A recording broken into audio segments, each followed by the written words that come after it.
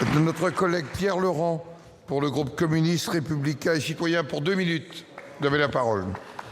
Monsieur le Président, Monsieur le Premier ministre, mes chers collègues, depuis dimanche soir, un constat s'impose.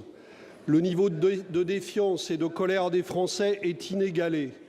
Cette colère mène l'exaspération devant la trahison des engagements pris et l'épuisement du pays face aux politiques d'austérité et de chômage menées par les gouvernements successifs depuis 10 ans, dont les vôtres depuis 2012.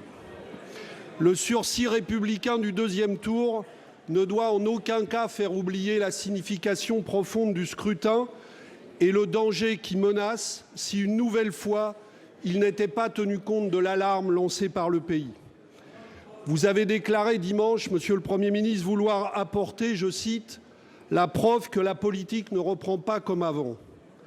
Jean-Christophe Cambadélis, le premier secrétaire du Parti socialiste, a dit à l'adresse du gouvernement « On ne peut plus continuer comme cela ». Ma question est donc simple. Au-delà de ces mots, que comptez-vous concrètement changer dans la politique gouvernementale? Je dis bien concrètement, car de nouvelles paroles trahies ou sans effet seraient désastreuses. Êtes-vous prêt à relancer les services publics en desserrant l'étau de l'austérité? Êtes-vous prêt à vous attaquer enfin aux intérêts financiers des actionnaires en réorientant par exemple les 40 milliards du CICE pour l'emploi?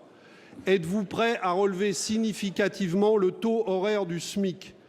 Changer de trajectoire est possible et c'est ce que demandent les Français.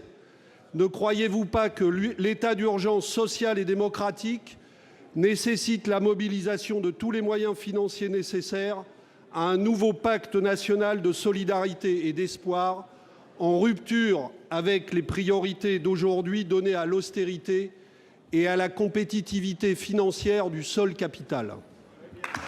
Pour vous répondre, la parole est à Jean-Marie Le Guen, secrétaire d'État en charge des relations avec le Parlement, Monsieur le ministre. Non, nous ne changerons pas d'orientation de politique économique, monsieur le sénateur.